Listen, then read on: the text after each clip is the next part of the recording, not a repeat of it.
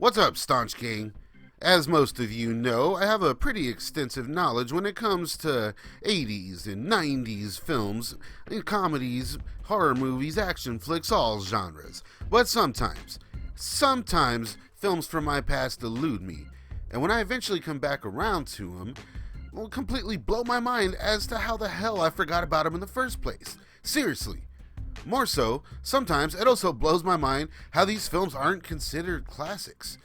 So in today's hazy 90s nostalgia pit of despair known as Staunch TV's Hear Me Out series, playlist and description, well, I bring you a certain forgotten romp that seems to have gone completely under the radar, but is also fondly remembered by certain fans. And although it's not a cult classic per se, well damn it, it should be. You hear that, GILA monsters? Hear Me Out. Nothing to Lose tells the tale of Andy Dufresne, a successful businessman who, upon leaving a hard day's work, comes home to find his wife with another man in bed and loses his... Wait a minute. Hold up. Bitch, how you ain't Andy Dufresne? Yeah, that's an ironic setup, I guess, and one that I'm sure everyone was aware of. But yeah, basically, he comes home to find his wife in bed with another man and proceeds to go off the rails. And it's then, at his most desperate moment, he becomes the victim of a random mugging from Martin Lawrence. Wackiness ensues. The film was directed by Steve Odekirk, who also cameos as a security guard. And Nothing to Lose would also be his second major feature, just after the Ace Ventura sequel that he also directed. And you know, that movie never sat right with me. Ace Ventura When Nature Calls, that is. Maybe I should talk about why I don't like that flick sometime. You guys want to see that? Let me know. Anyhow, Nothing to Lose also has one hell of a supporting cast, in John C. McKinley in a hilarious role, Giancarlo Esposito in an unrecognizable role, Kelly Preston, the legendary Michael McKean, a young Rebecca Gayheart, and an uncredited Blake Clark with one of the best lines in the film. And where other films of the time really take on, a more familial or light tone, Nothing to Lose is a really adult film, albeit still being a wacky time. And its R rating is well deserved here, with the vulgar language and scattered violence all used to perfection. And I mean, you gotta give Martin Lawrence full range to get your money's worth.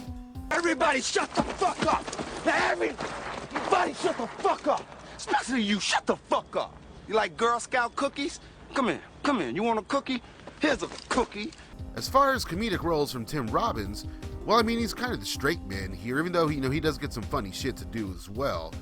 And he was still very much in the shadow of Shawshank around this time, yeah, but people do forget about his comedic past, I think. With classics like Tapeheads, for instance. And of course, he's one of the best character actors around, even though he is a great leading man, obviously. And I always know that if Tim Robbins is in a movie, chances are there's something very interesting or special about said film, as Tim Robbins really seems to take some out there roles any chance he can. Bless you, Tim Robbins. Comedy's a lot harder to pull off than a drama. You can get into a character and tap into an emotion and a truth in a drama and not have to. You want a reaction, but you don't have emotional reaction, but you're not going to be judged on whether it's a laugh or not. Which in comedy is ultimately going to be, whether it's a good comedy or a bad comedy, is how many laughs it gets. And it's very difficult when you're shooting the thing because there's no audience to tell you what's good and what's not. So you have to kind of go on instinct and hope and trust. Did Martin try to get you to laugh? Did he try to break you up sometimes? He didn't try to. He's just funny, so there were a couple times that I lost it. I got him a couple times, too. I knew how to get him. As I said earlier, I wonder why this one isn't a classic, or at least a cult classic, as I've never seen anybody reference the film, really, regardless of its many hilarious references. Call the paramedics. Have them meet me with a gurney. And considering the talent behind the screen, that also surprises me. This was released by Touchstone Pictures too, who's owned by Disney, so I figured it would have got a pretty big push. But I guess there's only so much room for R-rated comedies in the late 90s, I don't know. To be honest though, I think that was a huge detriment too, as comedy films at the time were just more soft in tone and scope and language. I mean, that same year saw releases like Out to Sea, Bean, Wild America, all movies I actually did see in the theater. And that year, it also saw the release of Martin Lawrence's Bad Boys co-star Will Smith's smash hit, Men in Black. Oh, shit. It's cool. Another thing that sets this flick apart from the rest is the on-fire chemistry between Robbins and Lawrence. Nothing to lose. Tim Robbins. There he is, folks. There he is, ladies and gentlemen. I got to prepare for the scene. This is what I'm talking about. How I'm supposed to get to know him. He read. I think his name is Tim. What's your last name? You did an article about Martin Lawrence. Now, Will Smith is prettier than Tim Robbins.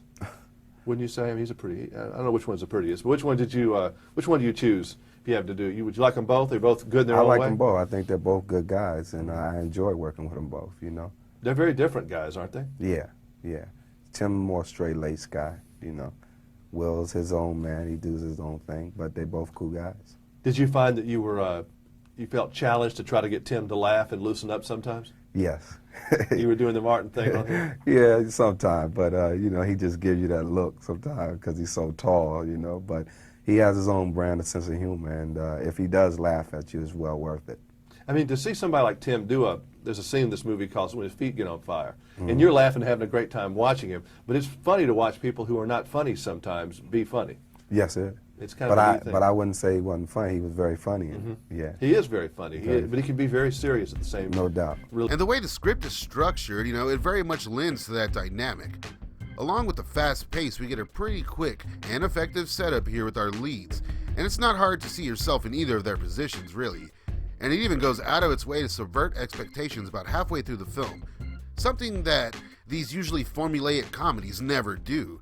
Hell, it even flawlessly introduces a subplot of road thieves that get mixed up in the mess.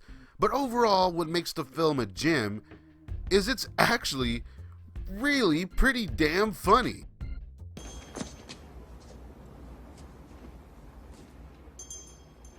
Free sucker, bitch! And while the film didn't set the box office on fire, it did double its budget, and it premiered at number 4. It was pretty much universally hated by critics for some reason, though. So touchy. But where the film did succeed largely, even giving Men in Black a run for its money in this department, was the soundtrack. It was a very successful soundtrack, peaking at number 12 on the Billboard 200 and number 5 on the top R&B hip-hop albums, and was certified gold on September 3rd, 1997. 2 singles found success. Lil' Kim's Not Tonight went on to number 6 in the Billboard Hot 100 and was certified platinum, while Coolio's See You When You Get There, with a C and a U, it went on to number 12 on the Billboard Hot 100 and was certified gold. And in my opinion, the best track on the soundtrack is Nothing to Lose from Naughty by Nature. Go check that out. Steve Odekirk wouldn't direct another studio feature until years later with Kung Pao, Enter the Fist. Although he has written many comedy films and he's been, writing the whole time pretty much. And apparently is doing another Kung Pao soon. I guess we'll see that. As for Tim Robbins and Martin Lawrence, the rest is history. Tim Robbins continued to take daring roles and overall has been killing it for decades. And Martin Lawrence, while his next film was a legit classic team-up, he wouldn't do much, team-up flicks like this from here on out. Obviously there's always going to be the Bad Boys stuff. And his team up with Steve Zahn I've always felt was underrated. But no harm, no foul really when it comes to any lasting negative effects from Nothing to Lose, critically at least. Just a particularly funny, smart, original take on the genre that as a whole was kind of a thing at this time, these kind of movies. And in my opinion, this was the best of the bunch. Just maybe, though, one day we'll see Nothing to Lose gain cult status, as I definitely think it deserves to be a cult hit. You hear that, GILA MONSTAS? I recommend Nothing to Lose for anybody who's just having a bad day, as it is indeed one of the most underrated, forgotten yet hilarious Disney-owned R-rated properties from the late 90s to have ever been, forgotten. Coming soon to video cassette. Go see Nothing to Lose now. Available at local video rental stores near you. And remember to subscribe and hit that notification bell to stay up to date with all the hot, messy action from your friends at Staunch TV. Shut the fuck up! Shut the fuck up!